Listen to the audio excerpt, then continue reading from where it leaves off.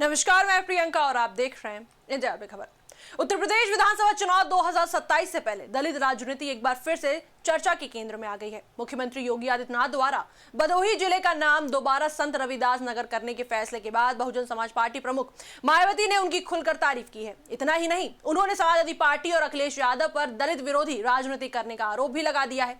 ऐसे में सवाल उठने लगे हैं कि क्या दलित वोटों की लड़ाई में सीएम योगी और मायावती एक ही मुद्दे पर साथ खड़े दिखाई दे रहे हैं। वहीं दूसरी ओर सपा इस पूरे विवाद के केंद्र में आ गई है। अब देखिए, उत्तर प्रदेश की राजनीति में दलित वोट हमेशा से सबसे अहम मुद्दों में रहा है। विधानसभा चुनाव नजदीक आते ही सभी राजनीतिक दल इस वर्ग को अपने साथ जोड़ने की कोशिश में जुट जाते हैं। पहले समाजवादी पार्टी ने पीडीए यानी कि पिछड़ा दलित और अल्पसंख्यक का नारा देकर दलितों को साधने की रणनीति बनाई। इसके बाद मुख्यमंत्री योगी आदित्यनाथ ने भदोही जिले का नाम फिर से संत रविदास नगर करने की घोषणा कर बड़ा राजनीतिक संदेश दे दिया। अब इस फैसले पर बसपा सुप्रीमो मायावती की प्रतिक्रिया ने राजनीतिक हलकों में नई बहस छेड़ दी है। आमतौर पर भाजपा की आलोचना करने वाली मायावती ने इस बार मुख्यमंत्री योगी आदित्यनाथ के फैसले का स्वागत किया है। उनके इस बयान के बाद यह चर्चा तेज हो गई है कि क्या दलित सम्मान के मुद्दे पर बसपा और भाजपा की सोच इस मामले में एक ही जैसी दिखाई दे रही है। दरअसल मायावती ने अपने एक्स अकाउंट पर लंबा पोस्ट साझा किया। उन्होंने लिखा कि बसपा सरकार ने अपने कार्यकाल में प्रशासनिक व्यवस्था मजबूत करने और आम जनता की सुविधा के लिए कई नए जिले बनाए थे। इनमें कई जिलों का नाम दलित, पिछड़े और अन्य महापुरुषों के नाम पर रखा गया था। उन्होंने कहा कि भदोही को संत रविदास नगर का नाम भी बसपा सरकार ने ही दिया था। मायावती ने आरोप लगाया कि समाजवादी पार्टी की सरकार ने अपनी जातिवादी मानसिकता के कारण इन जिलों के नाम बदल दिए थे। उन्होंने कहा कि अब योगी सरकार ने संत रविदास नगर का नाम बहाल किया है, जिसके लिए उनकी पार्टी राज्य सरकार की आभारी है।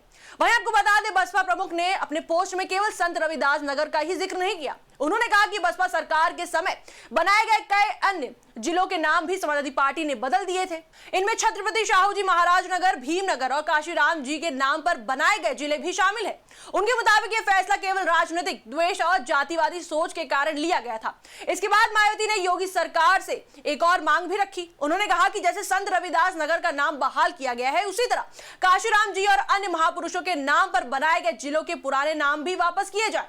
उन्होंने सुझाव किया कि यदि यह फैसला 9 अक्टूबर यानी काशीराम के परिनिर्वाण दिवस से पहले या उसी दिन लिया जाता है तो बसपा इसके लिए सरकार की आभारी रहेगी। दिलचस्प बात यह भी है कि मुख्यमंत्री योगी आदित्यनाथ ने भी संत रविदास नगर नाम बहाल करने की घोषणा करते समय समाजवादी पार्टी पर निशाना साधा था।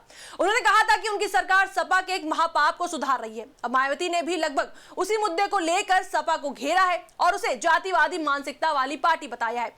राजनीतिक जानकारों का मानना है कि यह मामला केवल जिले के नाम तक सीमित नहीं है, इसके पीछे दलित समाज को राजनीतिक संदेश देने की कोशिश भी दिखाई दे रही है। भाजपा दलित समाज को यह बताने की कोशिश कर रही है कि वो महापुरुषों के सम्मान के लिए काम कर रही है। वहीं बसपा भी अपने पुराने फैसलों का हवाला देकर दलित वोटों को याद दिलाने की कोशिश कर रही है कि ऐसे कदम सबसे पहले उसकी सरकार ने उठाए थे। तो वहीं दूसरी ओर समाजवादी पार्टी लंबे समय से पीडीए यानी कि पिछड़ा दलित और अल्पसंख्यक के फॉर्मूले पर काम कर रही है। लोकसभा चुनाव 2024 में मिले अच्छे प्रदर्शन के बाद अखिलेश यादव लगातार दलित समुदाय को अपने साथ जोड़ने की कोशिश कर रहे हैं।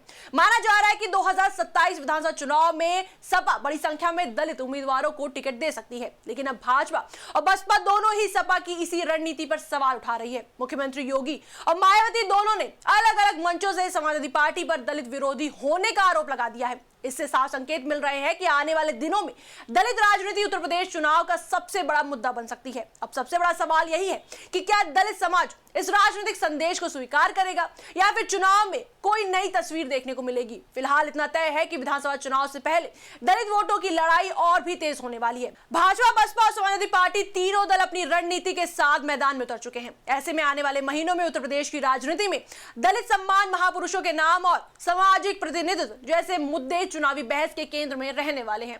इस पर आपकी क्या राय है, हमें कमेंट सेक्शन में जरूर बताएं। वीडियो को लाइक करें, शेयर करें, मेरे चैनल को सब्सक्राइब करें।